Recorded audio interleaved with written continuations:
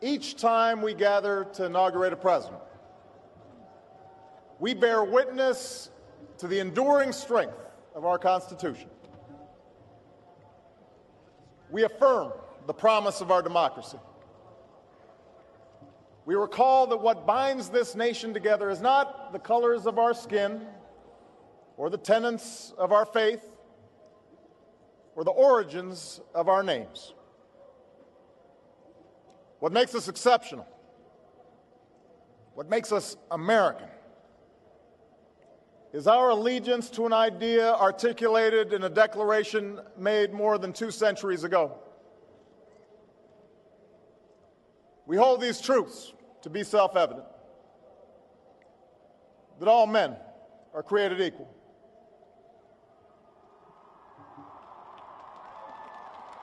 that they are endowed by their Creator with certain unalienable rights, that among these are life, liberty, and the pursuit of happiness. Today, we continue a never-ending journey to bridge the meaning of those words with the realities of our time. For history tells us that while these truths may be self-evident, they have never been self-executing. That while freedom is a gift from God, it must be secured by His people here on earth. The patriots of 1776 did not fight to replace the tyranny of a king with the privileges of a few or the rule of a mob. They gave to us a republic, a government of and by and for the people, entrusting each generation to keep safe our founding creed. And for more than 200 years we have. Through blood drawn by lash and blood drawn by sword, we learned that no union founded on the principles of liberty and equality could survive half slave and half free. We made ourselves anew and vowed to move forward together. Together, we determined that a modern economy requires railroads and highways to speed travel and commerce, schools and colleges to train our workers. Together, we discovered that a free market only thrives when there are rules to ensure competition and fair play. Together, we resolved that a great nation must care for the vulnerable and protect its people from life's worst hazards and misfortune. Through it all, we have never relinquished our skepticism of central authority, nor have we succumbed to the fiction that all society's ills can be cured through government alone. Our celebration of initiative and enterprise, our insistence on hard work and personal responsibility, these are constants in our character.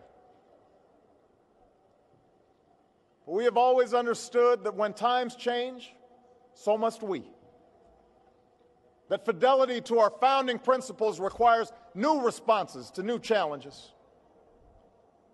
That preserving our individual freedoms ultimately requires collective action.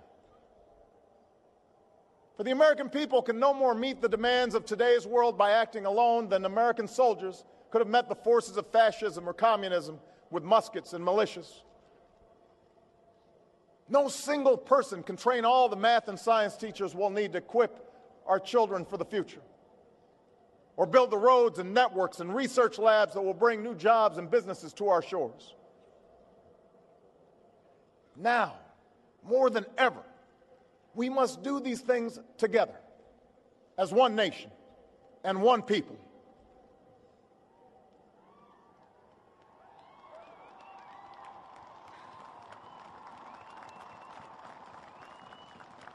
This generation of Americans has been tested by crises that steeled our resolve and proved our resilience. A decade of war is now ending.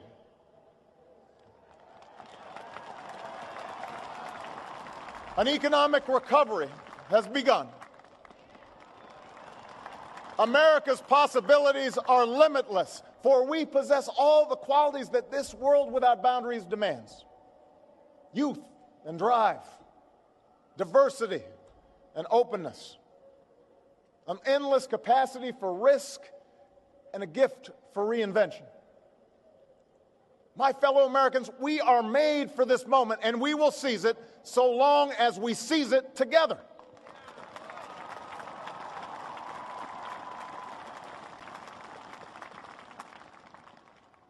For we, the people, understand that our country cannot succeed when a shrinking few do very well and a growing many barely make it. We believe that America's prosperity must rest upon the broad shoulders of a rising middle class. We know that America thrives when every person can find independence and pride in their work, when the wages of honest labor liberate families from the brink of hardship. We are true to our creed when a little girl born into the bleakest poverty knows that she has the same chance to succeed as anybody else because she is an American, she is free, and she is equal not just in the eyes of God, but also in our own.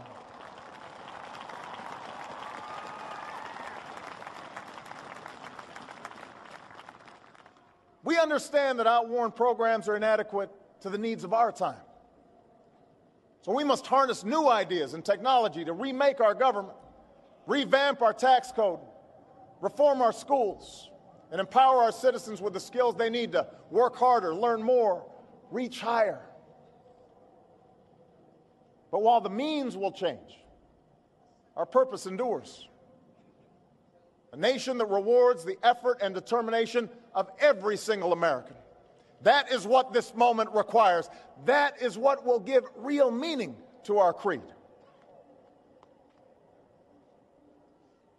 We, the people, still believe that every citizen deserves a basic measure of security and dignity. We must make the hard choices to reduce the cost of health care and the size of our deficit. But we reject the belief that America must choose between caring for the generation that built this country and investing in the generation that will build its future.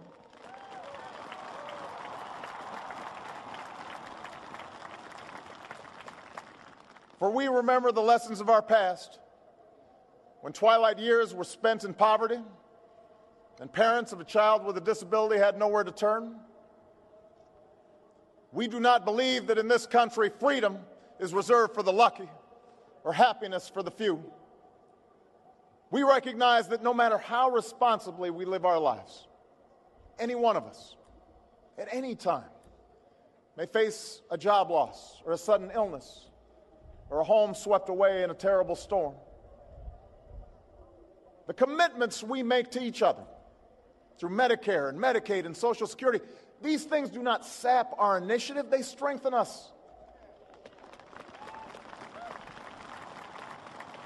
They do not make us a nation of takers. They free us to take the risks that make this country great.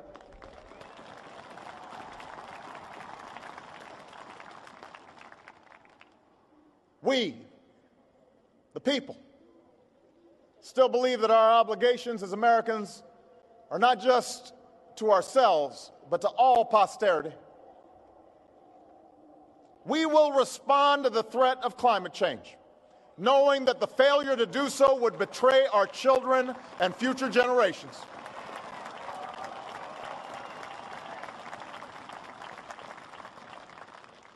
Some may still deny the overwhelming judgment of science, but none can avoid the devastating impact of raging fires and crippling drought and more powerful storms.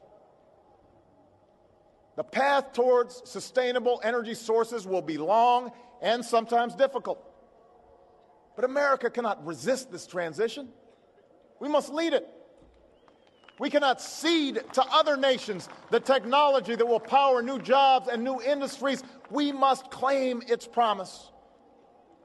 That's how we will maintain our economic vitality and our national treasure.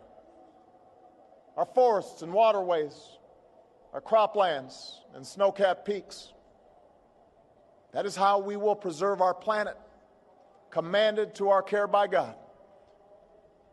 That's what will lend meaning to the creed our fathers once declared. We, the people, still believe that enduring security and lasting peace do not require perpetual war.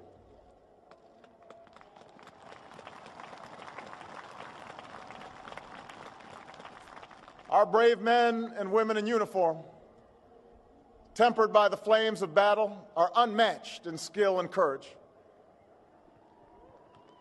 Our citizens, seared by the memory of those we have lost, know too well the price that is paid for liberty. The knowledge of their sacrifice will keep us forever vigilant against those who would do us harm. But we are also heirs to those who won the peace and not just the war, who turned sworn enemies into the surest of friends, and we must carry those lessons into this time as well. We will defend our people and uphold our values through strength of arms and rule of law. We will show the courage to try and resolve our differences with other nations peacefully, not because we are naive about the dangers we face, but because engagement can more durably lift suspicion and fear. America will remain the anchor of strong alliances in every corner of the globe. And we will renew those institutions that extend our capacity to manage crisis abroad. For no one has a greater stake in a peaceful world than its most powerful nation. We will support democracy from Asia to Africa, from the Americas to the Middle East, because our interests and our conscience compel us to act on behalf of those who long for freedom. And we must be a source of hope to the poor, the sick, the marginalized, the victims of prejudice, not out of mere charity, but because peace in our time requires the constant advance of those principles that our common creed describes: tolerance and opportunity, human dignity, and justice. We, the people, declare today that the most evident of truths, that all of us are created equal, is the star that guides us still. Just as it guided our forebears through Seneca Falls and Selma and Stonewall, just as it guided all those men and women, sung and unsung, who left footprints along this great mall, to hear a preacher say that we cannot walk alone, to hear a king proclaim that our individual freedom is inextricably bound to the freedom of every soul on earth.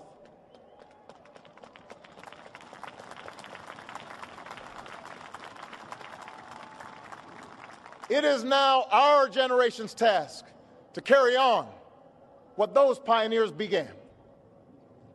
For our journey is not complete until our wives, our mothers, and daughters can earn a living equal to their efforts.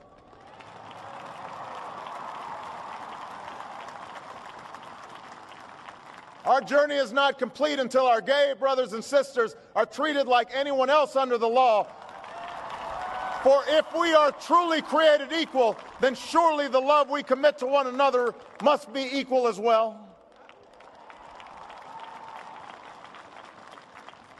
Our journey is not complete until no citizen is forced to wait for hours to exercise the right to vote. Our journey is not complete until we find a better way to welcome the striving, hopeful immigrants who still see America as a land of opportunity, until bright young students and engineers are enlisted in our workforce rather than expelled from our country.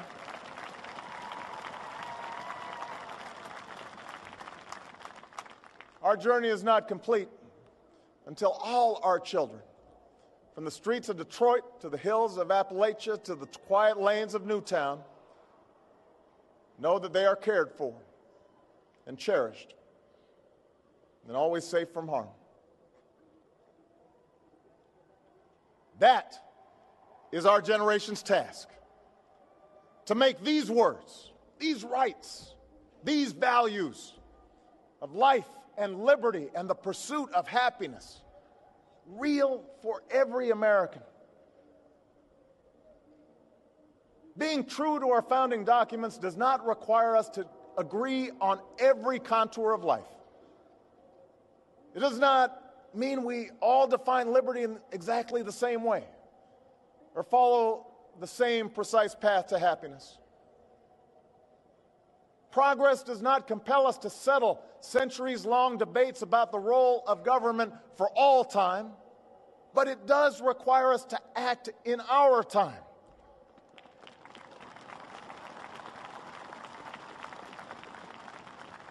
For now, decisions are upon us, and we cannot afford delay. We cannot mistake absolutism for principle, or substitute spectacle for politics, or treat name-calling as reasoned debate. We must act. We must act knowing that our work will be imperfect. We must act knowing that today's victories will be only partial, and that it will be up to those who stand here in 4 years, and 40 years, and 400 years hence to advance the timeless spirit once conferred to us in a spare Philadelphia hall.